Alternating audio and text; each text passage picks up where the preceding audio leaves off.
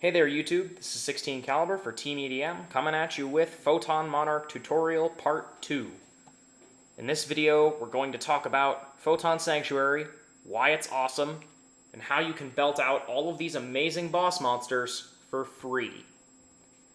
Now, again, let's review Photon Sanctuary. You special summon 2 Photon tokens. They're light, level 4, 2000 attack, 0 defense.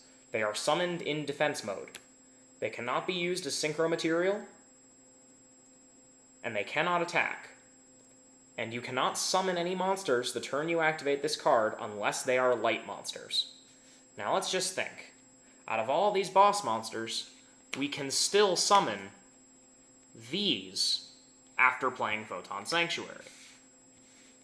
That doesn't mean, however, that these are invalid. It means that simply playing Photon Sanctuary requires a little bit of thought. You have to space out when you're going to use conventional tribute fodder and when you're going to use Photon Sanctuary. It really helps this deck be consistent because it has a variety of plays that it can make for pretty much any occasion. So we're going to go over all of these tribute monsters specifically, talk about what they do and when you should play them.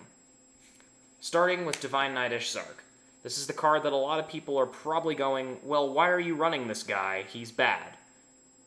My response to this is, he's kinda bad, but not as bad as you'd think. Now, Divine Knightish Zark has 2300 attack, 6 stars, light monster, and his effect is whenever he destroys an opponent's monster by battle, it's banished instead. So, you can play this card after tributing one of the Photon tokens, and you use it essentially to run over opponents' monsters when you have the advantage. You should keep this in your hand unless you have the advantage.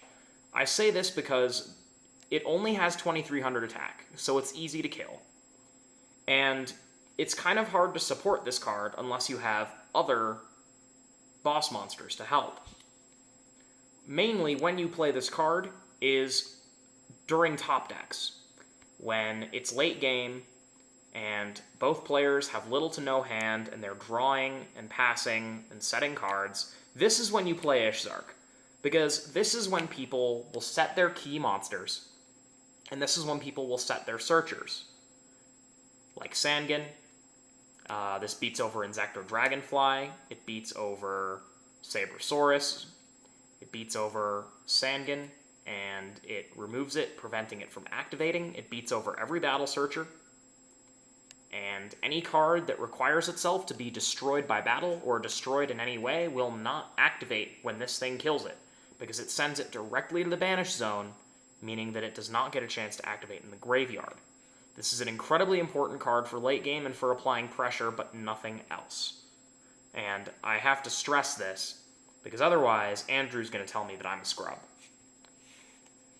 Moving on to Zaborg. Zaborg is sort of the poor man's Caius. That's what I call him, because he's essentially Caius, but a little bit weaker, because he can only target monsters, and he destroys instead of banishes. Now, that doesn't mean that Zaborg is bad, especially because it synergizes with Photon Sanctuary. You can play Photon Sanctuary and tribute one of the tokens for a +1, and it's ridiculous. Now, I think that Zaborg is a great card this format, because being a light, it works with Honest, best hand trap in the game, fuck Veiler, and being a light, it's also sort of a card that people will not side against.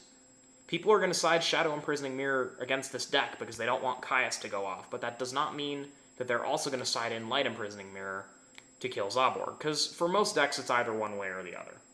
I mean, in Zerg Rush, I side both, because they're mostly Earth monsters, but that's beside the point. Zaborg is still a +1, it still kills a monster, and it still has 2400 attack, standard Monarch. The only reason that people don't play this card is because Caius exists, and I wanted to play it in a deck that uses Photon Sanctuary because it allows me to use both of them. Having both of these guys out at the same time is amazing, especially because one of them destroys and one of them banishes, so you can be incredibly selective about how you use them. Say, for example, if you know the face-down monster is a Searcher, then you play Caius. You banish that shit, you get it out of there. But for Zaborg, you use this to kill their big monsters. Because everyone's going to Veiler Caius, and not necessarily Zaborg. I mean, if they're targeting the same big monster, and if they have the Veiler, they're going to use it. But Zaborg is also useful because it's a light. Caius doesn't work with Honest, and Caius also does not work with Photon Sanctuary. So Photon Sanctuary allows you to make a lot of turnaround, really weird plays using Zaborg. Because Zaborg still kills monsters.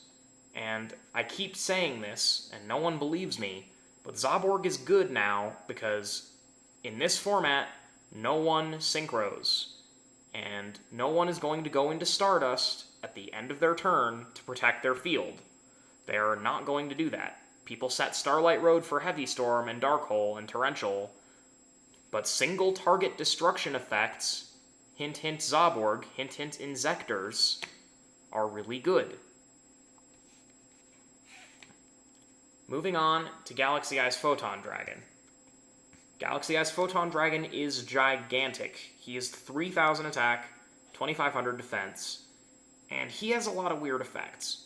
You don't necessarily have to play him after Photon Sanctuary, because you can use him in other situations, but Photon Sanctuary allows you to instantly pull out this card. Now, Galaxy Eyes has two effects. You can special summon it from your hand by tributing 2 monsters with 2,000 or more attack that you control. So this means pretty much every monster in the deck, except for Cyber Valley and Battle Fader. Provided that Tragodia has enough attack, and things like that. So not only does this allow you to get rid of your spent lads and prevent them from nuking your own field, but it also allows you to clear up Photon Thrashers that can't attack, and converts them into a giant monster that does a lot of cool stuff. I mentioned in the previous video that this guy counters the Xyz meta, and that's because of his second effect. During either player's battle step, when this card battles an opponent's monster, you can target the monster this card is battling, banish both it and this card. Then any monster banished by this effect returns to the field at the end of the battle phase.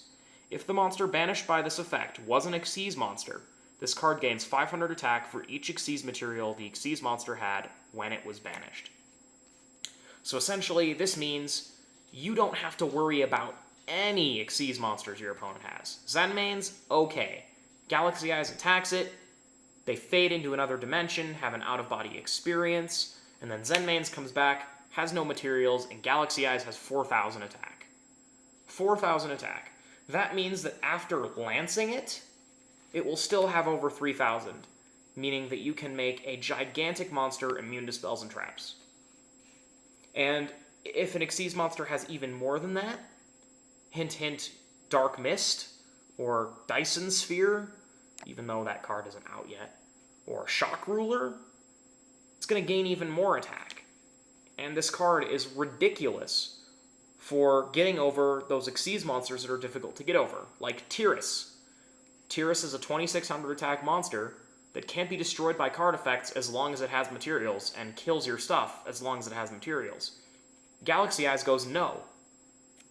You're going to go get high out in another dimension, come back, and your materials are gone, and I'm going to get beefy as hell. And that's what Galaxy Eyes does. And the fact that you can drop this at a moment's notice by tributing your Photon tokens, or any of your other monsters, makes this a ridiculous sort of happy birthday kind of card, where it comes out of nowhere and crashes over stuff. And the best part is that it's light. It's Honest compatible. It works with Honest, and its attack is already humongous. So you can lance something, you can lance it, prevent it from being affected by spells and traps, and still have it gain a whole bunch of attack points with Honest and with its own effect. Since people go into Xyz monsters to protect their field, Galaxy Eyes goes, no, you can't do that. And if you do, then you're breaking the rules. And I get all this attack, and I'm going to run over everything. That's what he does.